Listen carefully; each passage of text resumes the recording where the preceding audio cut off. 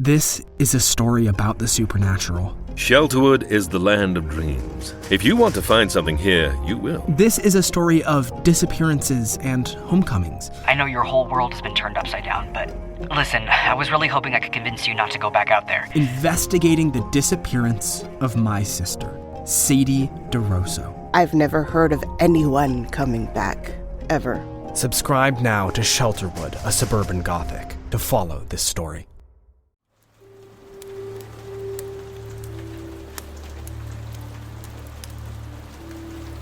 Hello. What a beautiful evening we're having, aren't we? Rain coming down outside. I've left the windows open. I love the smell of rain. Don't you? If you're too chilly, please sit closer to the fire and take this blanket. Oh, I know, it's impossibly soft, isn't it? I got it as a gift from, well, we'll just say, an admirer of my work. Are you ready, my friend, for another journey into another world?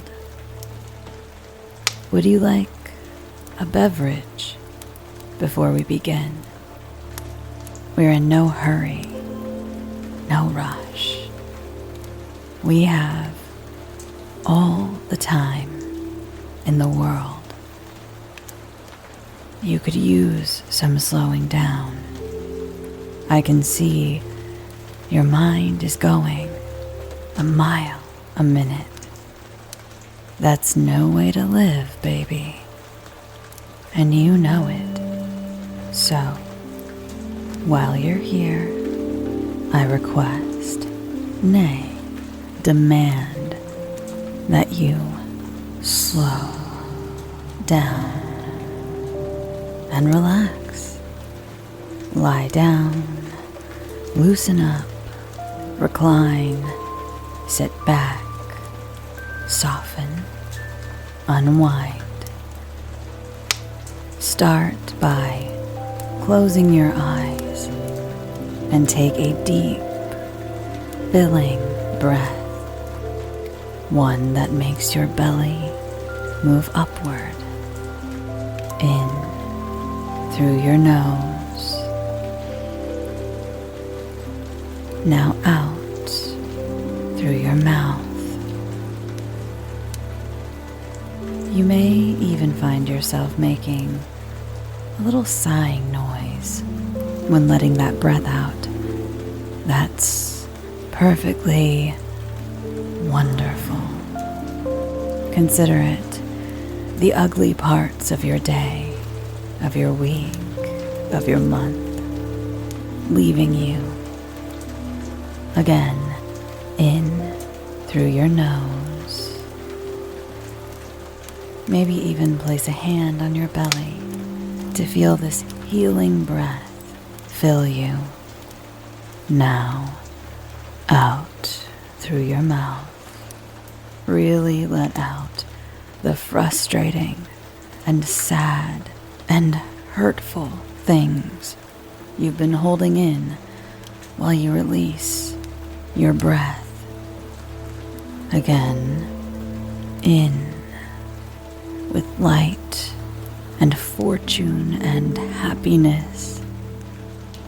Out with the strain and anguish that comes with life sometimes. Picture them leaving your body in a black cloud that floats away from you. Keep breathing deeply and relax the muscles of your face, including that clenched jaw of yours. I may also detect that your tongue is pressed tight against the roof of your mouth. Maybe give your jaw a little stretch to the left to the right. Open wide. Now, close and let it rest. You don't need to deliberately keep it attached to your head with those tired muscles. I promise you, it's not going anywhere. Soften the rest of your face. Soften. Soften. You look so beautiful in repose. Let's keep moving down your body, shall we? Your shoulders do not need to point toward your ears, my love. They have their own place, so let them relax into that place. Remember to keep breathing deeply. Let that feeling of relaxation move down your spine. Every muscle around every vertebrae loosening up all the way down to your hips. Relax those glutes. You may even find you get a little pop in your hips as you do so. Melt into the surface you're lying on. We have so much time. There's no need to move quickly. Just relax, keeping that face soft and still breathing in and out. Whatever worries you may have can wait until the end of our time together. For now, your attention is all mine. So, focus on me and listen to what I'm saying. So I'll say again. Feel your body melt into the surface you're lying on. Let that softness that you feel in your face and neck and shoulders and spine flow down your hips to your thighs, to your knees, softening all the way to your calves, to your ankles, and your feet. Much like your jaw, give them a little stretch, whatever feels nice. Wiggle your toes if you'd like. Feel that softness find its way to the tips of your toes. Feel that heavy, almost gooey feeling of relaxation from your head to your toes.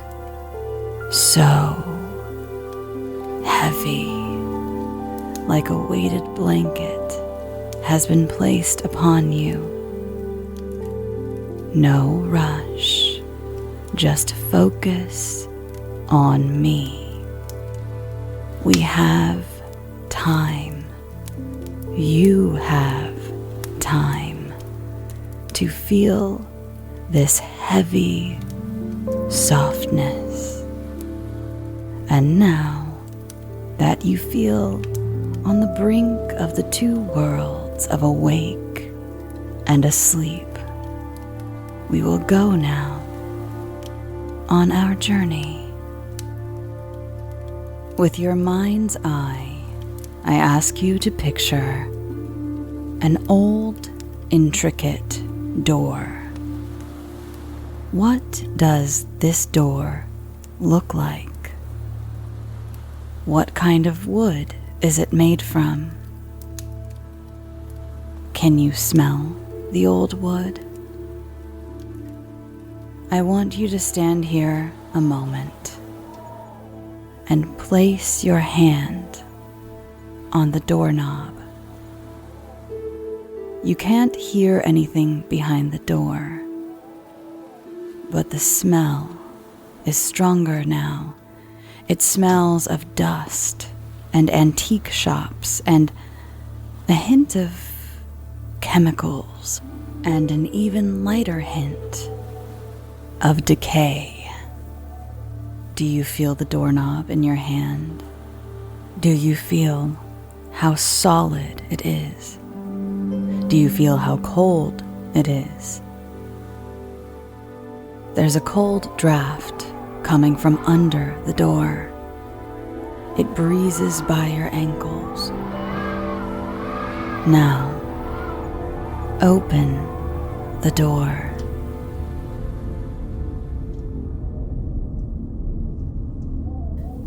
You see the inside of a large home built in the mid-1800s. Dark wood, peeling hand-painted wallpaper, antique furniture, the velvet upholstery molding and worn, tattered lace curtains, once white, now yellow and gray with age, hang like spider webs from the stained glass windows, which this house also has an abundance of. Stained glass windows and spider webs. I'd like to welcome you to Murphy & Sons Funeral Parlor. Long since abandoned, you see this was not only a place for bereavement, but also a home. I'd like to tell you a little history of the place as we drift through to the old parlor, past the cracked mirror and chipped tile fireplace. Charles Murphy started this business in 1855. His son, Joseph Murphy, eventually joined his father's business in 1874. They served this community for many years together until 1887, when Charles passed away peacefully in his sleep, leaving his son the family business. Joseph never married, so the large home meant to house a host of children along with a thriving business was a very lonely place.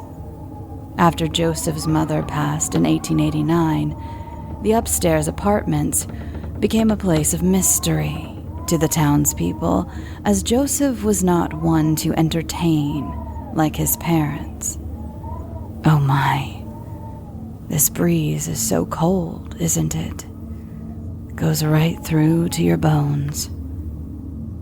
We've found ourselves in the viewing room, where, at one time, the coffin would be placed there at the front of the room on that beautifully crafted brass stand, and all these pews would be filled with mourners.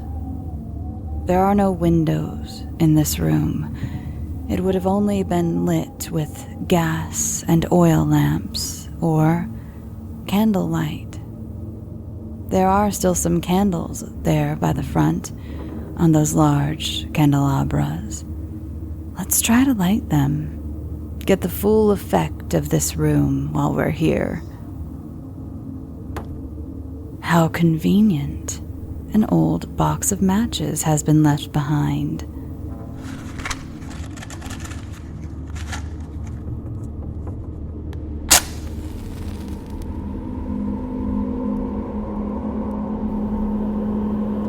Now, I don't want to alarm you, but before you turn around, I will say, I don't believe we're as alone as we once thought.